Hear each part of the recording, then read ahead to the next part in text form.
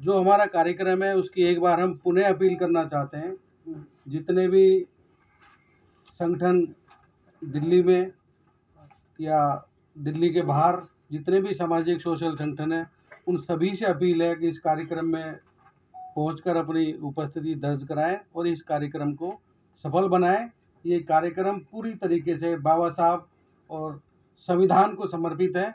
ये किसी party politics से अलग हट करके ओवर एंड अबव है। आप सभी ने इतना कीमती समय दिया, उसके लिए आप सभी का बहुत बहुत धन्यवाद। समय, दिनांक और स्थान। समय आपको डेट है 25 तारीख 9 बजे 25 नवंबर और 9 बजे का समय इंडिया गेट पे इकट्ठा होने का है संविधान यात्रा के लिए। और 11 बजे से पहले अपना स्थान विज्ञान भवन में सभी लोग ले लें और उसमें एंट्री जो हमने इनविटेशन कार्ड छापा है उस इनविटेशन से होगी।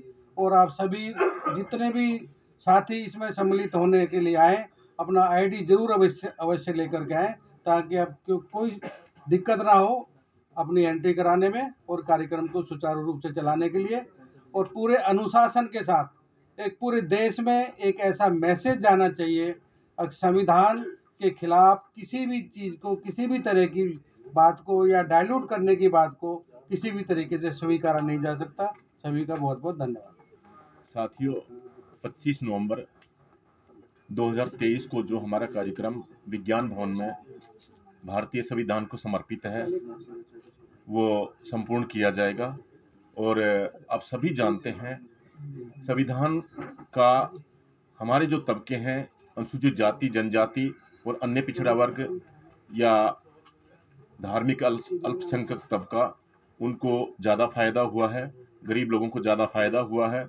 भारतीय संविधान में एक खूबी है, आज पैदा होने वाले बच्चे और 100 साल का कोई बुजुर्ग है जो कितने बड़े पद पे क्यों ना हो, सभी को समान अधिकार देता है।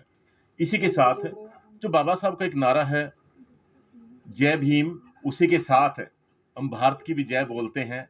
तो इसलिए ये जो संविधान दिवस की हमारे का जो कार्यक्रम है वो पूरे देश को समर्पित है। जय भीम।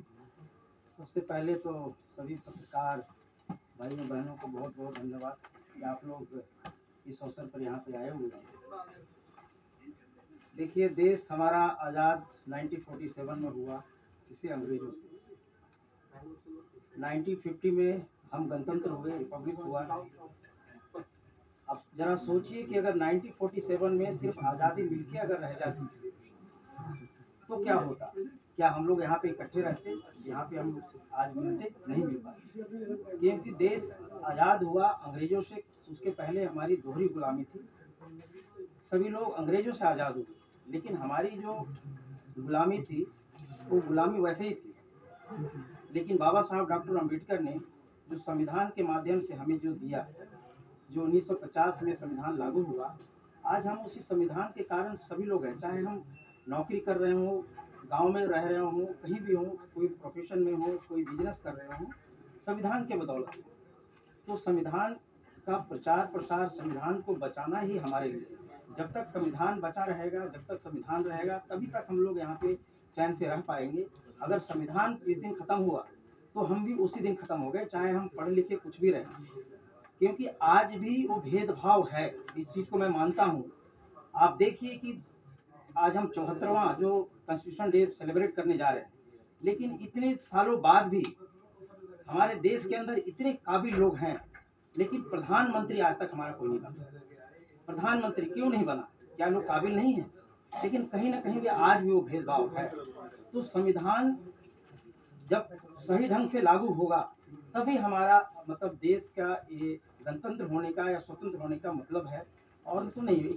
इसलिए सबकी जिम्मेवारी है, बराबर जिम्मेवारी है कि संविधान के लिए, उसके आन बान शान के लिए हमें चाहे जो कुछ भी करना पड़े, हमें करना होगा, हम करेंगे। उसी सिलसिले में चौधरी साहब ने जो बीड़ा उठाया है, जो आज 97 से हम लोग साथ में हैं उस समय से, और अभी तक वो कंटिन्यूसली चल रहे हैं, लेकर चल रहे हैं और आगे भी चलेंगे। और आगे पीढ़ी भी तैयार हो रहा है, वो करते चलेंगे। और इसी तरह से आप सबका, हम सबका सहयोग मिलता रहे और हम इसको आगे बढ़ाएंगे। बहुत बहुत धन्यवाद। सभी को जय भीम, जय संविधान। जो ये बीड़ा उठाया गया संघ के द्वारा, इसे हमें सफल बनाना है। और संविधान की रक्षा करना सबकी ड्यूटी बन जाती है। यदि संविधान नहीं होगा तो हम कहीं भी नहीं होंगे।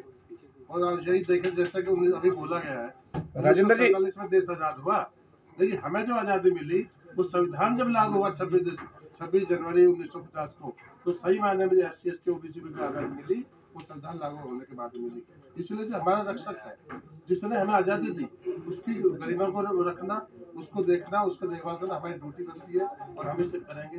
और सभी से मेरा आग्रह है, इसको बहुत पॉपुलराइज करें इस प्रोग्राम को, और हम बढ़ चढ़ इसमें हिस्सा लेंगे, इसकी पूरी रक्षा करेंगे। सभी को जय भीम, जय श्री राम। हमारे साथ में all India CPWD SC station और हमारे महासंघ के राष्ट्रीय महासचिव इंजीनियर राजेंद्र कुमार जी आ गए हैं, वो भी दो शब्द कहेंगे जरा। भाइयों को नमस्कार, जय भीम, नमो बुद्धाय। जैसा कि आपको विदित है कि फेडरेशन ने डिसाइड किया है कि संविधान दिवस 25 नवंबर को विज्ञान भवन में मनाया जाएगा।